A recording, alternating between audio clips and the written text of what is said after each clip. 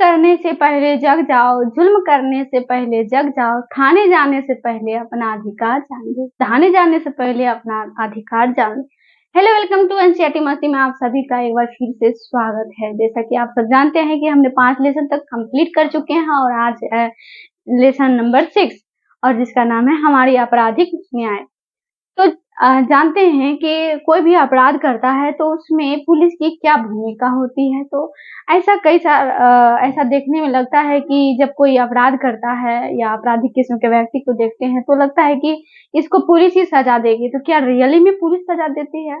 तो इस सेंस में हम जानते हैं कि पुलिस की भूमिका क्या होती है आपराधिक प्रणाली में जांच करने में, उसकी भूमिका क्या होती है दोस्तों। तो जैसा कि यहाँ पे लिखा हुआ है, अपराध को जांच करने में अपराधी को जांच करने में पुलिस जो होती है उसकी क्या भूमिका होती है। भूमिका माने अहमियत, उसकी क्या योगदान होती है। कोई भी अपराध करता है कोई भी व्यक्ति, तो उसमें जब पुलिस जब उसको अरेस्ट करने जाता है तो उसमें पुलिसों की क्या भूमिका होती है। क्या पुलिस सजा सुनाती है? तो देखते हैं कि कौन उसको सजा देता है या कौन उसको अच्छी तरह से सुनवाई करता है। तो पहला क्या है दोस्तों? शिकायतों का जांच करना। क्या है? शिकायतों का जांच करना। पुलिस जब कोई भी अपराध करता है, जब वो जांच करने जाता है तो वो देखता है कि क्या सही में क्या हुआ है नहीं हुआ है। तो पहले वो जांच करता है कि रियल में ये घटना हुआ है कि नहीं, कि ऐसे ही कोई हमको जानकारी दे दिया तो हम उसको अरेस्ट कर देंगे। नहीं, ऐसा नहीं है। तो शिकायत जो मिलता है, शिकायत माने जो गवाह मिलता है, जो कोई गवाह देते हैं उसका जांच करते हैं कौन? पुलिस। अब दूसरा देखते हैं गवाहों का बयान। गवाहों माने सबूत जो होते, गवाहों के बयान को दर्ज करना होता है। किसको दोस्तों? तो पुलिस को दर्ज करना होता है। और सबूत को इकट्ठा किया जाता है। बिना सबूत इकट्ठा किए पुलिस किसी अपराधी को अरेस्ट नहीं कर सकता है। वो क्या करता है? पहले गवाहों का बयान दर्ज करता है। जो गवाह, हम मान लीजिए हम एक व्यक्ति हैं और कोई व्यक्ति दूसरा अपराध करता है तो हम जाते हैं पुलिस के पास एफआईआर रिपोर्ट दर्ज करवाने। तो सबसे पहले पुलिस क्या करता है? मेरी बात सुनता है और वो गवाह बयान दर्ज करता है और सबूत को तब जाकर इकट्ठा करता है ना। तो तीसरा क्या है? किसको? पुलिस को आरोपी के दोष दिखाई देने लगता है। जब जांच करने के दौरान सबूत इकट्ठा हो जाने के बाद पुलिस को ऐसा लगता है कि ये दोषी लग रहा है तो वो अदालत में यानी कि कोर्ट में दाखिला पत्र या चार्जशीट जारी कर देता है कि हाँ कोई दोषी है, इस पर सुनवाई किया जाए। तो इस मामले में अदालत भी सचेत हो जाते हैं। तो पुलिस को आरोपी के दोष दिखाई देने लगता है तो अदालत में, कहाँ? अदालत माने कोर्ट में। कहाँ? कोर्ट में चार्जशीट या इसी को कहते हैं आरोप पत्र दाखिला कर देता है। और चौथा क्या है? कानून के मुताबिक कोई भी पुलिस अगर किसी व्यक्ति को गिरफ्तार कर रहा है या अपराध की श्रेणी में जांच कर रहा है तो उसको मानवाधिकारों का सम्मान करना चाहिए। मानवाधिकार क्या होता है? तो मानव के जो अधिकार होते हैं, एक नेचुरल अधिकार जो मानव को जीने के लिए होता है, उसका हनन नहीं होना चाहिए। उसको सारे मायने ध्यान रखकर किसी को अरेस्ट करना चाहिए। और किसी को, ना ही पुलिस को ये अधिकार है कि किसी को पीटे और ना ही वो सताने का अधिकार है, ना ही उसे किसी को गोली मारने का अधिकार है। तो दोस्तों, अगर आपको कोई पुलिस टॉर्चर कर रहा है या मार रहा है या पीट रहा है तो आप उसे वो एक तरह से वो केस उसी पर उल्टा हो सकता है। वो पुलिस की जो नौकरी होती है उसका वो नौकरी भी चला जाएगा। ये सब अधिकार किसके पास है? तो अदालत के पास है। सुनवाई करने का अधिकार, क्या करना है उस दोषी के साथ या नहीं करना है, पुलिस का कोई अधिकार नहीं है। तो कानून के मुताबिक मानवाधिकारों का सम्मान करते हुए किसी भी व्यक्ति को मानव सम्मान करते हुए जांच करना चाहिए। किसको दोस्तों? पुलिस को। लेकिन हमारा देश में ऐसा नहीं होता है। क्यों नहीं होता है? तो हमारे देश अंग्रेजों से, जैसा कि आप सब जानते हैं कि अंग्रेजों के से 200 वर्ष पूर्व 200 वर्ष तक लगभग गुलाम रहा, जिसके कारण जब अंग्रेज के सेना जब यहाँ पे शासन करते थे तो उनकी जो मनमर्जी होती थी वो करते थे। उसी तरह कहीं न कहीं हमारे जो पुलिस व्यवस्था है, जो सिस्टम है, इसमें भी यही दिखाई देता है कि एक तरह से जनता पर शोषण हो रहा है। जब कोई व्यक्ति को गिरफ्तार करता है तो उसको थाने में धर दिया जाता है और थाने में धरने के बाद उस पर मारपीट और अत्याचार, दुर्व्यवहार उसके साथ किया जाता है। लेकिन ऐसा नहीं होना चाहिए दोस्तों। लोगों का, व्यक्तियों का जो है एक मूल अधिकार, उसमें पूरी तरह से व्याख्या किया गया है कि कोई भी व्यक्ति आपको मतलब सताने, पीटने या मारने का अधिकार नहीं है, खास करके पुलिस को नहीं है। लेकिन हमारे देश में पुलिस ऐसा करते हैं। कहीं न कहीं अंग्रेजों की नीतियों से हम लोग प्रभावित हैं, तो इन सब चीज़ों को चेंज करना होगा, ठीक है? उसके बाद 5वीं है, जांच के दौरान किसी को मारने या पीटने या सताने या गोली मारने का हक कदापि नहीं है। किसको दोस्तों? तो ये पुलिस को कभी ये हक नहीं है। तो अब हम जानते हैं कि इतना ये सब बातों से देखने के बाद अब ये अधिकार कौन सा अनुच्छेद में दिया गया है लोगों को हित के लिए, पुलिस से बचने के लिए कौन से अनुच्छेद में दिया गया है? तो ये अनुच्छेद है, बताते हैं आपको, अनुच्छेद 22 है। कौन सा है? 22 यानी कि आपको अगर पुलिस गिरफ्तार कर रहा है उस दौरान आपको क्या-क्या बोलने का अधिकार है, क्या पुलिस को नहीं करने का अधिकार है, ये किस अनुच्छेद में है? तो ये है 22 अनुच्छेद, यानी कि मौलिक अधिकार। आप सब जानते होंगे कि मौलिक अधिकार क्या होता है। मौलिक अधिकार भाग 3 में रखा गया है, जिसमें से एक है ये आर्टिकल 22 जो उसमें है, अगर पुलिस आपको गिरफ्तारी कर रही है तो उसमें आपको क्या-क्या बोलने का अधिकार है, क्या-क्या पुलिस को नहीं करने का अधिकार है। तो जानते हैं अनुच्छेद 22, आर्टिकल 22, सॉरी दूसरा नोट कर लेते हैं।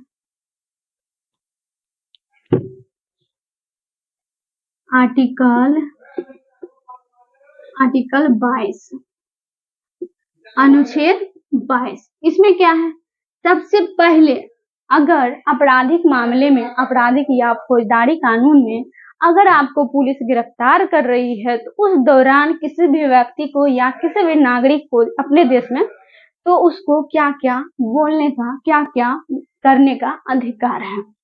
तो पहले अगर पहला है दोस्तों, कारण जानने का अधिकार है। क्या है? कारण जानने का अधिकार।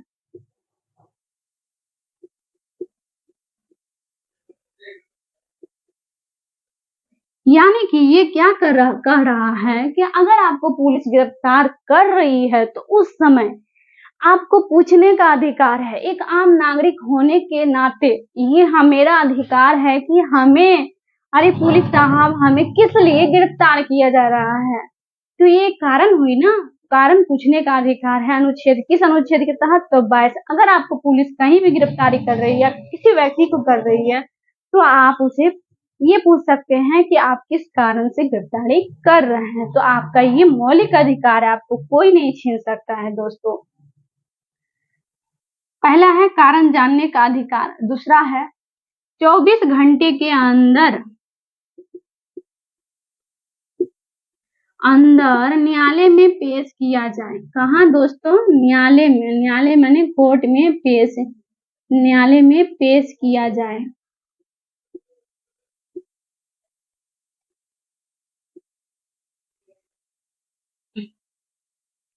बहुत सारे क्षेत्रों में हमने देखे हैं और आप लोग भी शायद देखे होंगे कि जब कोई पुलिस किसी व्यक्ति या नागरिक को मतलब कि अरेस्ट करता है तो वो थाने में 24 घंटे से ज़्यादा रख लेते हैं और उस पर सताया और मतलब एक तरह से मारते हैं और पीटते हैं, उसे सताने का प्रयास भी करते हैं, शोषण भी करते हैं।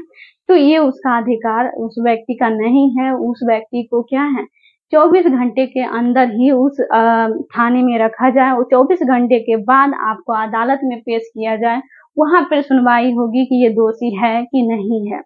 तो आपको अगर 24 घंटा से ज़्यादा रख रहा है थाने में, तो आप सीधे-सीधे उसको एक तरह से पुलिस पर केस हो सकती है या पुलिस पर कार्रवाई हो सकती है। तो 24 घंटे के अंदर आपको न्यायालय में पेश किया जाना चाहिए। अगर आप ये अधिकार बोलते हैं पुलिस को, तो पुलिस समझ जाएगा कि ये बंदा को मौलिक अधिकार का नॉलेज है, इनसे बचना चाहिए। ठीक है? और तो तीसरा है क्या, दुर्व्यवहार या यातना से बचने का अधिकार। कोई भी नागरिक को पुलिस अगर उसके साथ दुर्व्यवहार कर रहा है या उसे शोषण कर रहा है या मारपीट करता है, तो उसे बचने का अधिकार है। और चौथा क्या है, 15 साल से कम उम्र के बच्चों को थाने में केवल सवाल पूछने के लिए नहीं बुलाया जा सकता है। 15 साल से कम और महिलाओं को भी केवल सवाल पूछने के लिए थाने में नहीं बुलाया जा सकता है। किस अनुच्छेद के तहत? तो अनुच्छेद 22 के तहत। ये आपका मौलिक अधिकार है। तो चलिए दोस्तों, जानते हैं कि एफआईआर क्या होता है। तो आप सबसे पहले जब पुलिस के पास जाते होंगे, तो यहाँ देखते होंगे कि हम बोलते हैं कि चलो एफआईआर दर्ज करवाने हैं, तो बहुत सारे व्यक्ति होते होंगे कि बोलते हैं गाँव सब में कि हमें एफआईआर लिखवानी है। तो एफआईआर क्या होता है, एफआईआर किस सिलसिले में और कौन लिखता है, इसके बारे में जानते हैं। एफआईआर फर्स्ट इंफॉर्मेशन रिपोर्ट, यानी कि इसका हिंदी क्या होता है दोस्तों, प्रथम सूचना रिपोर्ट। प्रथम सूचना रिपोर्ट यानी कि आप कोई भी अपराध करता है, तो आप उसके उस मामले को लेकर उस पर कोई केस करना है, तो सबसे पहले क्या करना चाहिए, तो सबसे पहले एफआईआर दर्ज कराई जाती है। कहाँ? थाने में। तो ये क्या होता है, तो ये एक लिखित दस्तावेज है। कैसा दस्तावेज है? लिखित। एफआईआर लिखा, जैसे झट से आप फिल्मों में देखते होंगे या अपनी जिंदगी में भी देखते होंगे अपनी लाइफ में कि जैसे गए फट से पुलिस निकालता है कि हाँ निकालो एफआईआर लिखना है, फटफट वो लिखते रहते हैं। इसी को एफआईआर कहते हैं, प्रथम सूचना रिपोर्ट। यानी सूचना मिली उसको और रिपोर्ट लिख रहा है कौन? भाई पुलिस। तो इसी ये लिखित दस्तावेज जब कागज पे लिख रही है, तो जाहिर सी बात है क्या होगा, लिखित दस्तावेज होगा। तो लिखित दस्तावेज है, पुलिस के द्वारा तैयार किया जाता है। जब पुलिस के पास गए तो किसके द्वारा तैयार किया जाएगा? किसी व्यक्ति के द्वारा तो नहीं किया जाएगा, पुलिस के द्वारा तैयार किया जाएगा।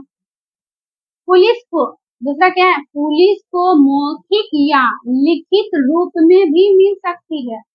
अगर कोई व्यक्ति पढ़ा लिखा है तो वो लिख के जाएगा कि साहब मैंने मेरा वो व्यक्ति ने चोरी कर लिया, मेरा वो व्यक्ति ने ये कर लिया, वो कर लिया, लिख के जाएगा पढ़ा लिखा। जो जाहिर सी बात है, जो पढ़ा लिखा नहीं रहेगा वो जाएगा, साहब मेरे चोरी हो गया घर में और मुझे एफआईआर दर्ज करवानी है, तो वो तो मुंह से बोलेगा और पुलिस लिखेगा, क्योंकि वो बेचारा पढ़ा लिखा नहीं है। तो ये बात है। तो ये मौखिक या लिखित रूप में भी मिल सकती है। क्या मिल सकती है? सूचना मिल सकती है। किसको भाई? तो पुलिस को। तभी ना वो एफआईआर लिखेगा। एफआईआर में यानी प्रथम सूचना रिपोर्ट में आमतौर पर वारदात की तारीख, जो घटना होती है उसकी तारीख होनी चाहिए, समय और स्थान का उल्लेख किया जाता है कि कहाँ पे ये घटना हुआ, कौन से समय में एफआईआर रिपोर्ट लिखाया और उसकी स्थान कहाँ है। उसमें वारदात के मूल तथ्यों, क्या बात से क्या एफआईआर लिखे, तो कुछ भी तो नहीं लिख लेंगे, जो मुद्दा रहेगा, जो इशू रहेगा वो लिखेंगे कि किस वजह से ये एफआईआर उस व्यक्ति पर लिखवाया। तो वह मूल तथ्यों की बात करेगा। घटनाओं का विवरण का भी लिखा जाता है कि क्या घटना रही, इस पर भी एफआईआर रिपोर्ट के तहत लिखा जाता है दोस्तों। और ये है अंतिम शिकायत का दर्ज कराने वाले का नाम भी होता है। आप कभी भी ऐसा गलती नहीं कीजिएगा, अगर आप मतलब गए रिपोर्ट लिखाने तो आपका भी नाम लिखाया जाएगा। क्यों? क्योंकि आप जब किसी के बारे में दे रहे हैं तो आपका नाम लिखा जाएगा, आपका पता लिखा जाएगा। आपका पता लिखा होता है कि आप कहाँ से हैं, आप क्या करते हैं, सब लिखा रह जाएगा। एफआईआर एक नकल में एफआईआर जब पुलिस लिख लेते हैं, मान लीजिए ये एफआईआर है, ये पुलिस लिख लिया और ये व्यक्ति यहाँ पे खड़ा है तो ये लिखवा रहा है। अब ये तो इसको रियल में लिख लिया, अब इसका एक नकल मुफ्त में इसको देने का अधिकार है, किसको? पुलिस को। तो ये व्यक्ति को मुफ्त में एक FIR का नकल प्राप्त करने का अधिकार है।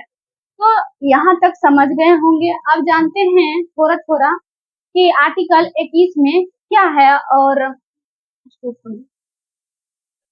तो जानते हैं कि आर्टिकल 21 में क्या है। तो आर्टिकल 21, आर्टिकल माने अनुच्छेद। तो जीवन जीने का अधिकार है, कोई भी व्यक्ति या किसी भी जीव को जीवन जीने का इस पृथ्वी पर अधिकार है। और इसका अर्थ क्या हुआ? जीवन जीने का अधिकार है तो क्या अपराधी को भी जीवन जीने का अधिकार है? तो ये जानते हैं किस स्थिति में अपराधी को जीवन जीने का अधिकार नहीं है, तो ये जानते हैं। इसका अर्थ है कि किसी भी व्यक्ति को, मतलब पूरे संसार में, पूरे सृष्टि में सभी जीव को, सभी व्यक्ति को जीने का अधिकार है।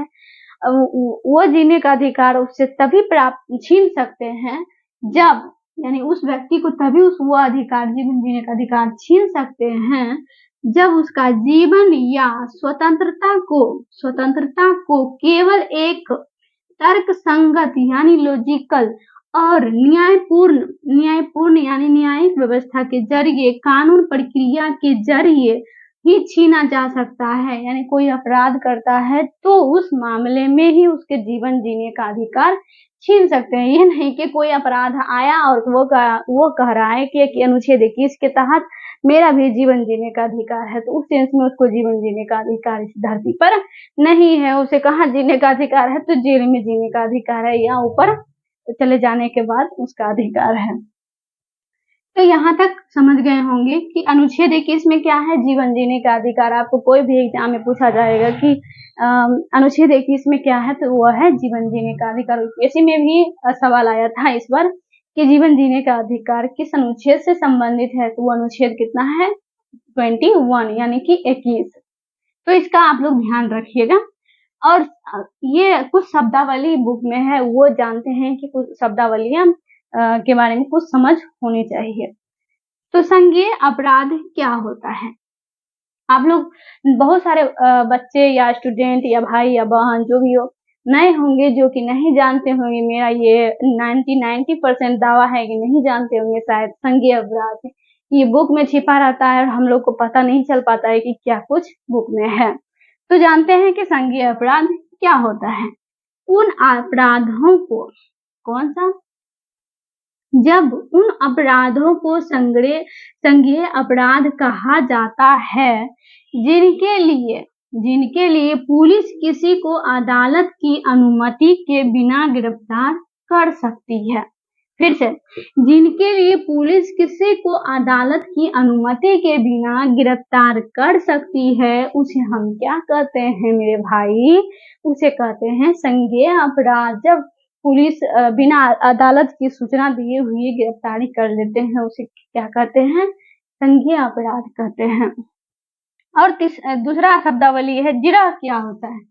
जिरह भी नया शब्द है हमारे लिए। तो जिरह क्या होता है? कोई गवाह यानी कि जब कोई गवाह अदालत में गवाह देता है, तो कोई गवाह वाले व्यक्ति अदालत में बयान देता है, अदालत माने कोर्ट में अपना बयान देता है, तो दूसरे पक्ष के वकील जो होता है, इसके पक्ष में वकील होगा, हम दे रहे हैं तो दूसरे पक्ष का वकील होगा उसके पक्ष का, तो वो जो है दूसरे पक्ष का वकील होता है, वो भी उससे, इस व्यक्ति से, यानी गवाह जो दे रहा है उस व्यक्ति से सवाल पूछता है, जिससे उनके पिछले बयान को जो दिया है उसको सही या गलत साबित किया जा सके। उसे हम क्या कहते हैं दोस्तों? उसे कहते हैं जिरह। फिर से जानते हैं जिरह क्या? कोई गवाह अदालत में बयान देता है, दूसरे पक्ष का वकील भी उससे सवाल पूछता है जिससे उनके पिछले बयान को सही या गलत साबित किया जा सके, उसे क्या कहते हैं दोस्तों? उसे जिरह कहते हैं। क्या कहते हैं? जिरह। तो ये 6 लेसन समाप्त हो चुका है और यहीं तक समाप्त करते हैं, और कुछ नहीं है, शायद नहीं है।